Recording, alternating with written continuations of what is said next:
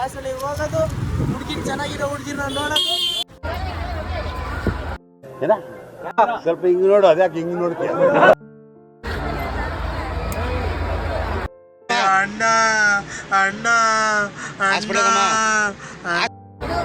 ನೋಡಿ, ಇದೆ ದಾಸರಳ್ಳಿ ದೇವಸ್ಥಾನ, ಶ್ರೀ ಮಾರುತಿ ಮಂದಿರ, ಅದು ಪಕ್ಕದ್ದು ಶ್ರೀ ನೆಲೆ ಮಹೇಶ್ವರಿ ಅನ್ನೋದು ಎಲ್ಲ ನೋಡಿ.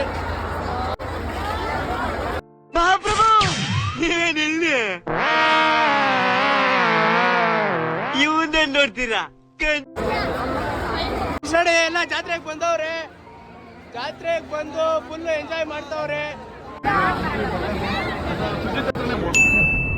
ಯಾರೇ ಚಪ್ಪರ್ ನನ್ನ ಮಕ್ಕಳು ನೋಡಿ, ಫುಲ್ ಜನ ತುಂಬಿಕೊಂಡವ್ರೆ.